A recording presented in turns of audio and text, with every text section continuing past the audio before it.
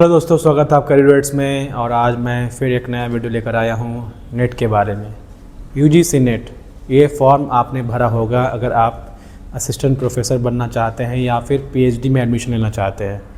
UGC net साल में 2 बार होता है और ये फॉर्म बहुत इम्पोर्टेंट है उन लोगों के लिए जो हायर एजुकेशन में असिस्टेंट प्रोफेसर के तौर पे या फिर एकेडमिक्स में एज अ प्रोफेसर के तौर पे करियर बनाना चाहते हैं। क्योंकि जॉब 2 ही तरह के होते हैं दोस्त।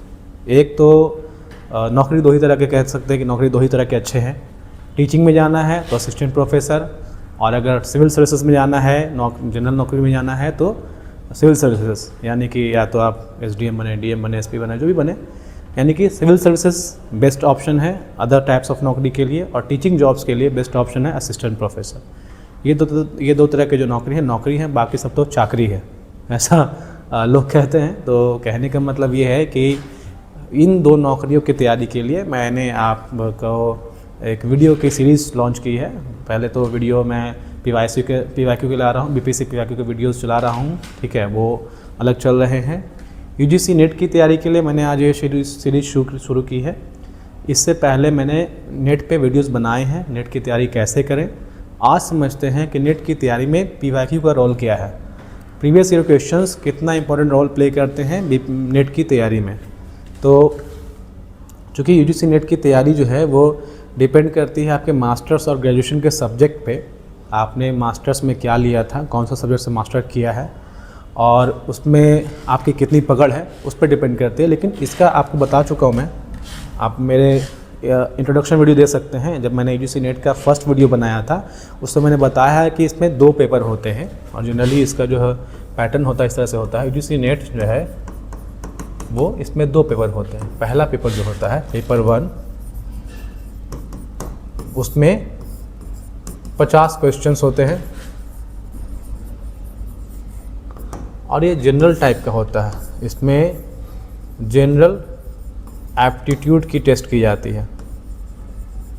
लेकिन वही जो सेकंड पेपर होता है पेपर 2, वो 100 क्वेश्चंस के होते हैं और ये आपके सब्जेक्ट से होता है।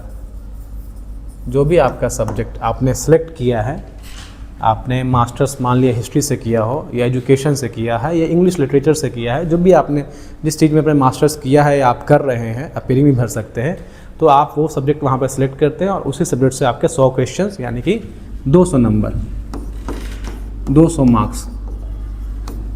और यहाँ 50 क्वेश्चन मतलब 100 मार्क्स। टोटल कितने हो गए? 100 प्लस 200 यानी कि 300 मार्क्स के आपसे सवाल पूछे जाएंगे। टेस्ट जो होगा वो कंप्यूटर बेस्ड टेस्ट होगा, यानी कि आपको कंप्यूटर पर बैठ के एग्ज़ाम देना है। ऑफलाइन टेस्ट 5-6 साल से बंद हो चुके हैं। मैंने ये एग्ज़ाम 3 बार क्वालिफाई किया है अपने सब्जेक्ट में, तो मैं आसानी से गाइड कर सकता हूँ आपको कि कैसे इसकी तैयारी करनी है। इसमें पीवाईक्यू का जो रोल है, प्रीवियस ईयर क्वेश्चंस का जो रोल है, वो बहुत इंपॉर्टेंट है। बिना पीवाईक्यू को समझे हुए आप नेट क्वालिफाई नहीं कर पाएंगे। और इसमें एक चीज़ और है, जो पेपर 2 होता है वो स्कोरिंग नहीं होता है उतना, ये लेस स्कोरिंग है। लेकिन पेपर 1 जो है वो स्कोरिंग होता है, क्योंकि इसमें आप फुल स्कोर कर सकते हैं। क्यों? क्योंकि इसमें एप्टीट्यूड होता है, इसमें जीके होता है, जीएस होता है, कॉम्प्रिहेंशन होता है, रिसर्च एप्टीट्यूड होता है, जिसमें कि आप फुल स्कोर भी कर सकते हैं। लेकिन इसमें क्वेश्चंस ऐसे होते हैं जो बहुत बड़े बड़े स्कॉलर हैं वो भी सॉल्व नहीं कर पाते हैं सारे क्वेश्चंस। तो इसलिए आपको ज़्यादा फोकस इस पर करना है और फोकस इस पर भी करना है, ठीक है।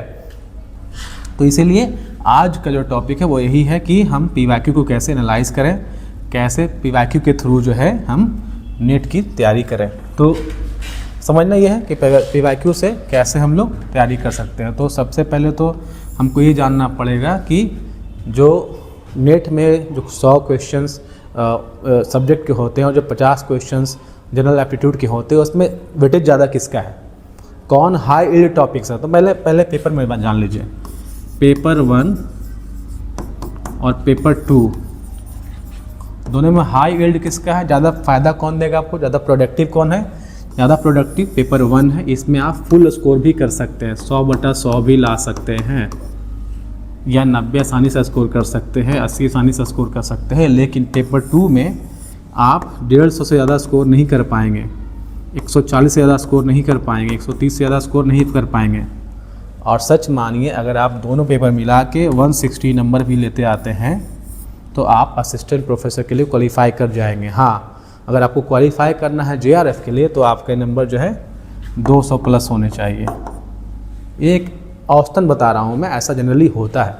ऐसा तो नंबर सारे परसेंटाइल में होते हैं, परसेंटाइल में जिसका 98 प्लस परसेंटाइल है उसी का जनरली JRF होता है, और जिसका 91 92 परसेंटाइल है उसका असिस्टेंट प्रोफेसर हो जाता है। यानी कि टॉप 8% 7% को असिस्टेंट प्रोफेसर मिल जाता है, लेकिन JRF बनने के लिए टॉप 2% में आना पड़ेगा, टॉप 1% में आना पड़ेगा।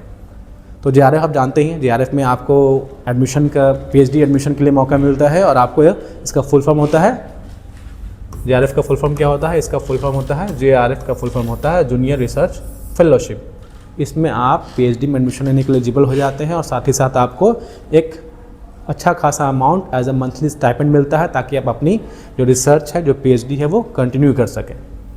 तो JRF भी एक अच्छा ऑप्शन है आपके लिए अगर आप PhD करना चाहते हैं। तो अगर आप जॉब में हैं तो आप नेट निकाल कर असिस्टेंट प्रोफेसर की जो वैकेंसीज आती है उसको आप अप्लाई कर सकते हैं। अभी असिस्टेंट प्रोफेसर की वैकेंसी आने भी वाली है बिहार में। कहा जा रहा है कि बिहार में 9000 के आसपास जो पोस्ट है वो असिस्टेंट प्रोफेसर की आने वाली है, तो उसके लिए भी आप तैयारी कर सकते हैं। सबके लिए ज़रूरी है कि आप नेट क्वालिफाई रखें। जो क्वेश्चंस के पैटर्न को समझेंगे हम लोग, ठीक है, और जो रियल एग्ज़ाम होता है उसकी भी तैयारी करेंगे, क्योंकि रियल एग्ज़ाम का जो पेस है वो समझना पड़ेगा आपको। 3 घंटे समय होते हैं, आपको 150 क्वेश्चन सॉल्व करने होते हैं, बहुत समय लगता है कॉम्प्रिहेंशन में, बहुत समय लगता है क्वेश्चंस को समझने में, ऑप्शंस बहुत कन्फ्यूजिंग होते हैं। तो इसलिए आपको एग्ज़ाम की प्रैक्टिस यानी कि मॉक टेस्ट लगाने ज़रूरी हैं। मॉक टेस्ट आप नहीं लगाएंगे तो आप जो है एग्ज़ाम में, इस कंपटीशन में, इस तैयारी में पीछे रह जाएंगे। तो इसीलिए हम लोग जो है कुछ PYQ भी देखेंगे, ठीक है। अभी तो मैं कुछ PYQ लेकर आया हूँ, अगली बार और भी PYQ लेकर आऊँगा।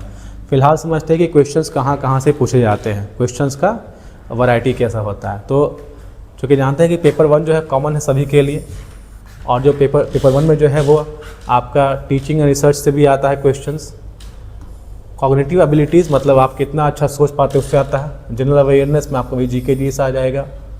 50 क्वेश्चंस होते हैं, 50 क्वेश्चंस होते हैं, 2 मार्क्स का हर क्वेश्चन होता है, टोटल 100 मार्क्स आपको, फुल मार्क्स जो है 100 होते हैं पेपर 1 में। कितने क्वेश्चंस कहाँ से आते हैं, इसको ऐसा डिवाइड किया गया, एक्चुअल में ऐसा कोई NTA ने डिवाइड करके नहीं दिया है। जनरली ये एक मतलब एनालिसिस के हिसाब से मैंने ये डिवाइड कर दिया है। अगर हम फर्स्ट यूनिट को ले चले, पहला अगर चैप्टर ले चले जहाँ से पूछते हैं तो 5 क्वेश्चन पूछते हैं 10 मार्क्स का टीचिंग एप्टीट्यूड से, पढ़ाने के तरीके से, बच्चों को कैसे पढ़ाया जाता है, सीनियर बच्चों को कैसे पढ़ाया जाता है, कॉलेज के बच्चों को कैसे पढ़ाया जाता है, टीचिंग के क्या मेथड्स हैं, कौन से साइकोलॉजिस्ट ने क्या कहा है, वगैरह वगैरह। तो ये इससे 5 क्वेश्चन रहेंगे 10 नंबर के करीब।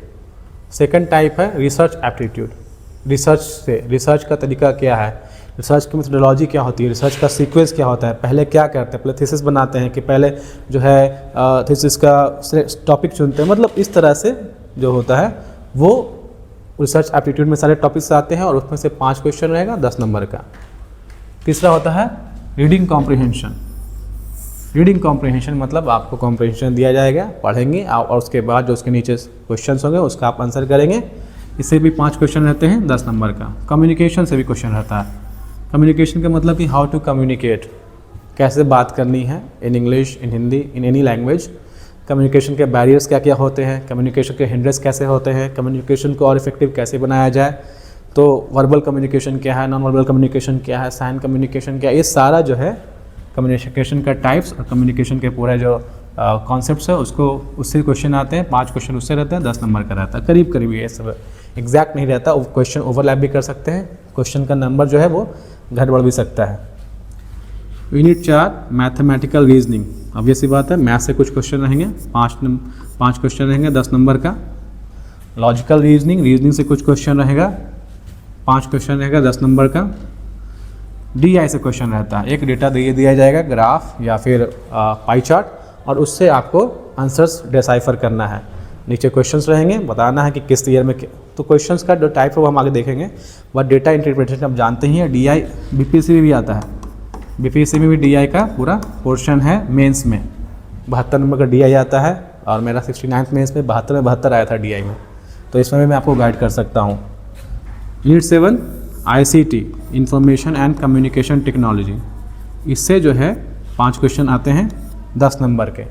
तो कंप्यूटर का नॉलेज भी होना ज़रूरी है आपके लिए, बिना कंप्यूटर के नॉलेज के आप इस एग्ज़ाम को क्रैक नहीं कर पाएंगे। कंप्यूटर का बेसिक ऑपरेशंस वाले क्वेश्चन आते हैं कि कंप्यूटर को बेसिकली ऑपरेट कैसे किया जाए, कंप्यूटर में जो कुछ शॉर्टकट कीज़ होते हैं उसके बारे में आता है, कंप्यूटर का जो बेसिक टाइप्स है वो क्या होता है उसके बारे में आता है, नेटवर्क्स के बारे में आता है। तो ऐसा नहीं कि आपसे कोडिंग पूछा जाएगा, बेसिक जो कंप्यूटर ऑपरेशंस है उसके बारे में सवाल किया जाएगा। यूनिट 8 क्या है? People and environment. हाँ, इससे क्वेश्चन आएंगे। ये GA का पार्ट हो गया, जनरल अवेयरनेस का पार्ट हो गया, GK GS का पार्ट हो गया। तो उसमें आता है कि हाँ कुछ जो इन्वायरमेंट के एग्रीमेंट्स हैं, समिट्स हैं, वो सब कब हो रहे हैं, कहाँ हो रहे हैं, कैसे हैं, क्या प्रोविजंस हैं, वो सब से भी क्वेश्चन आते हैं। 5 क्वेश्चन आते हैं 10 नंबर के। और यूनिट 9 हायर एजुकेशन, यानी कि हायर एजुकेशन का मतलब क्या है कि जो यूनिवर्सिटी एजुकेशन होता है या जो बड़े यूनिवर्सिटीज़ हैं उसके नियम क्या है, यूनिवर्सिटीज़ एक्ट क्या है, ठीक है, या फिर जो अभी बहुत फेमस है NEP नेशनल एजुकेशन पॉलिसी 2020, उसके कौन से प्रोविजंस हैं। तो इन सब से भी जो है वो क्वेश्चंस आते हैं, 5 क्वेश्चन 10 नंबर के करीब करीब। तो इस तरह से करीब करीब जो है 50 क्वेश्चंस आते हैं 100 नंबर के, और आपको इसको कंप्लीट करने के लिए प्रैक्टिस करना बहुत ज़रूरी है। तो कहने का मतलब ये है कि अगर आप जो है अच्छे से प्रैक्टिस कर लें पेपर 1 को, तो अच्छा स्कोर कर सकते हैं आप। बात करते हैं कि टीचिंग एप्टीट्यूड में ट्रेंड कैसा होता है, कहाँ कहाँ से क्वेश्चंस आते हैं। देखिए, चूँकि ये एग्ज़ाम UGC एग्ज़ाम जो है वो कौन लेती है, कौन कंडक्ट करती है, ये कंडक्ट करती है NTA इसको कंडक्ट करती है, नेशनल टेस्टिंग एजेंसी। तो NTA जो है इसको साल में 2 बार कंडक्ट करती है, कंप्यूटर बेस्ड टेस्ट होते हैं। तो वो सारे क्वेश्चंस जो है इंडिया लेवल पे सेट किए जाते हैं। तो वहाँ पे जो भारत के इनिशिएटिव्स है, सेंट्रल गवर्नमेंट के जो इनिशिएटिव्स है उस पर भी ध्यान रखना है। और सेंट्रल गवर्नमेंट के बहुत सारे इनिशिएटिव्स हैं एजुकेशन के बारे में, जैसे स्वयं Prabha, MOOCs, massive open online courses, ये सब जो इनिशिएटिव्स है इस पर भी क्वेश्चंस आते हैं कि ये सबका क्या वर्क है, क्या फंक्शन है, इसका यूज़ किस चीज़ में होता है, ठीक है। फिर कैसे सीखता है बच्चा, कैसे सीखता है लर्नर, कैसे सीखता है एडल्ट, इन सब से भी क्वेश्चंस आते हैं। साइकोलॉजिस्ट का जो थ्योरी दिया गया है सीखने के बारे में, कॉग्निटिव एबिलिटीज़ कैसे डेवलप होता है, उन सब के बारे में क्वेश्चंस आते हैं। असेसमेंट पे भी क्वेश्चंस आते हैं, फॉर्मेटिव असेसमेंट क्या है, समेटिव असेसमेंट क्या है, इन पर भी क्वेश्चंस आते हैं। तो ये सब बेसिक कॉन्सेप्ट्स हैं टीचिंग एप्टीट्यूड के। रिसर्च एप्टीट्यूड से क्या आता है? तो रिसर्च एप्टीट्यूड से रिसर्च एथिक्स आएगा कि रिसर्च करने में आपको किन बातों का ध्यान रखना है। प्लेगरिज्म का ध्यान रखना है कि कहीं आप कॉपी पेस्ट तो नहीं कर रहे हैं, कहीं आप चोरी तो नहीं कर रहे हैं, अपनी रिसर्च को थीसिस को कहीं से चुरा कर तो नहीं लाए हैं, आपका जो थीसिस है उसमें क्वालिटेटिव और क्वांटिटेटिव फ़र्क क्या है, ठीक है, पॉजिटिविज़म, पॉजिटिविज़म, इन सब पे भी ध्यान रखा जाता है। रिसर्च में आपने ICT का यूज़ कितना किया है और थीसिस फॉर्मेट कैसे किया, ये सब जो है ध्यान में रख के इस पर भी क्वेश्चंस बनते हैं। क्योंकि इसको क्लियर करने के बाद आप PhD करेंगे तो आपके पास थोड़ी सी जो रिसर्च के बारे में नॉलेज है वो होनी चाहिए बेसिक, इसलिए इस तरह के क्वेश्चंस आते हैं। अगर बात करें हम कि कॉम्प्रिहेंशन से किस तरह क्वेश्चंस आते हैं, तो कॉम्प्रिहेंशन से जो जनरली पैसेज होता है, एक कॉम्प्रिहेंशन एक पैसेज होगा इंग्लिश में या हिंदी में, ठीक है, और वो मॉडरेट होता है, उतना डिफ़िकल्ट नहीं होता है। और जनरली जो उसका टॉपिक होता है वो टॉपिक कंटेम्प्रेरी इश्यूज़ होता है, इन्वायरमेंटल इशू हो गया या फिर कंटेम्प्रेरी कोई इकोनॉमिक इश्यूज़ चल रहा है, उसके बारे में कॉम्प्रिहेंशन रहेगा और उसको पढ़ना है और उसका जो जवाब है उसको आपको देना है। बहुत लॉन्गर नहीं होता है और आसानी से इसको आप कर सकते हैं if you have good identification skills और if you have good command over the comprehension, if you have practice much, अगर आपने अच्छी प्रैक्टिस की है तो कर सकते हैं। कम्युनिकेशन स्किल्स, कम्युनिकेशन डायनेमिक्स से क्वेश्चंस आते हैं। जी हाँ, इफेक्टिव कम्युनिकेशन के बैरियर क्या होते हैं, फिजियोलॉजिकल, फिजिकल, कल्चरल, इस तरह के कम्युनिकेशन जो है वो कैसे बैरियर, इस तरह के कम्युनिकेशन में बैरियर कैसे आता है, क्लासरूम कम्युनिकेशन क्या होता है, verbal communication, non verbal communication, mass communication, ये जो सारे कम्युनिकेशन के जो एस्पेक्ट हैं उससे जुड़े जो भी टर्म हैं वो भी एग्ज़ाम्स में पूछे जा सकते हैं, पूछे जाते हैं क्वेश्चंस, ठीक है। बात करें अगर हम कि लॉजिकल रीजनिंग में क्वेश्चन किस तरह के होते हैं। तो लॉजिकल रीजनिंग में बेसिकली जो है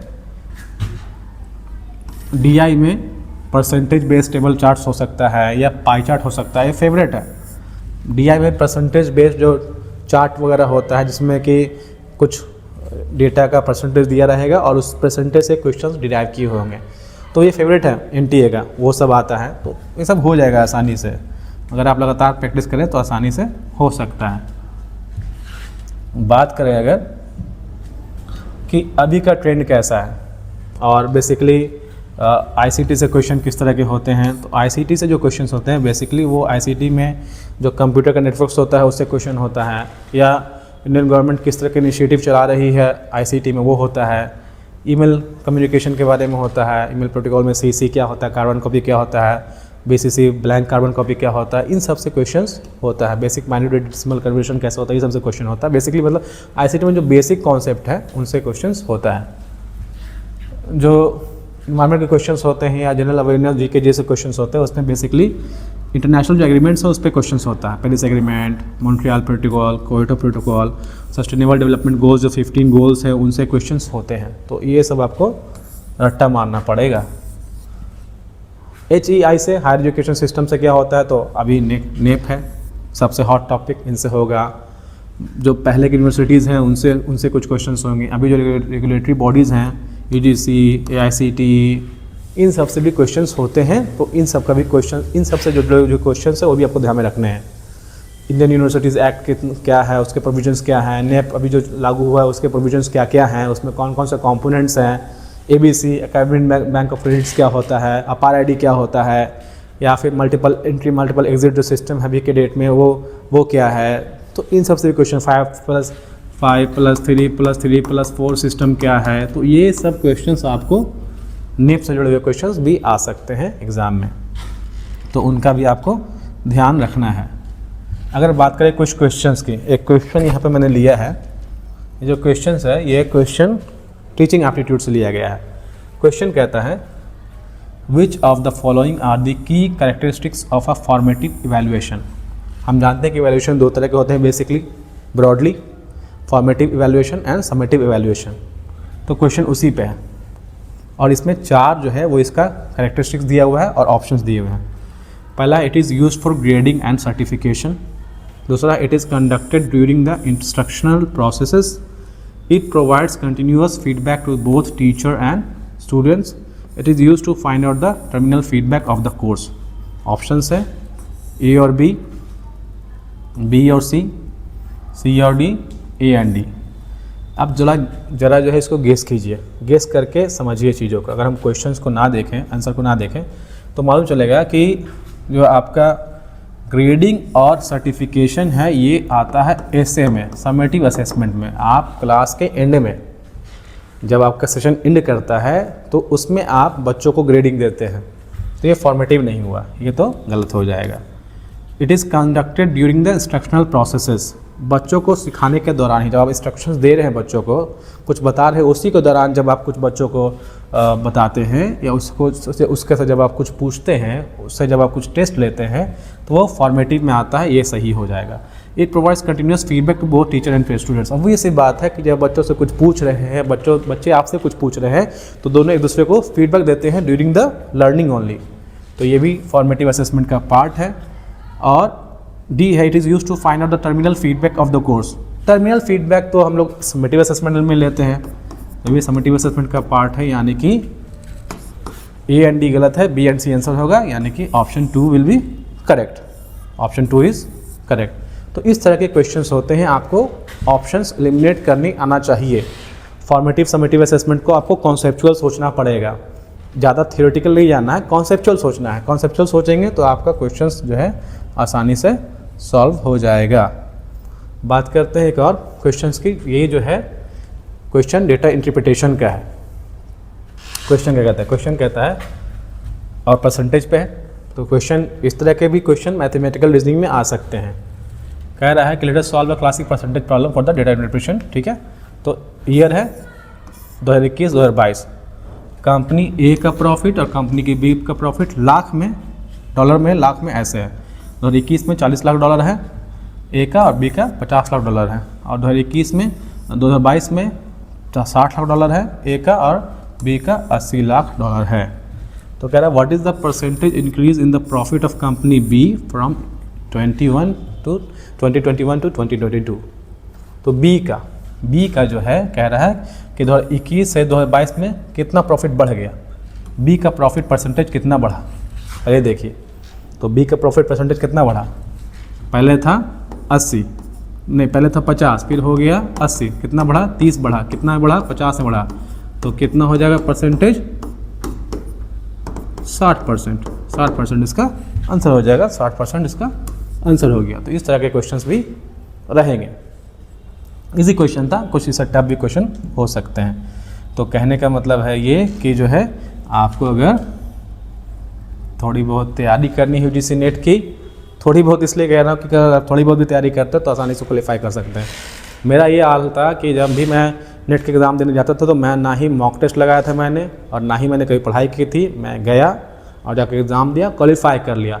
इसलिए मैं JRF क्वालिफाई नहीं कर पाया, क्योंकि अगर मैं असिस्टेंट प्रोफेसर, अगर मैं नेट की तैयारी अच्छे से करता तो मैं JRF भी क्वालिफाई कर लेता, और JRF क्वालिफाई करने से फ़ायदा भी नहीं होता, क्योंकि मैं जॉब में था तो मैं ज्वाइन भी नहीं करता।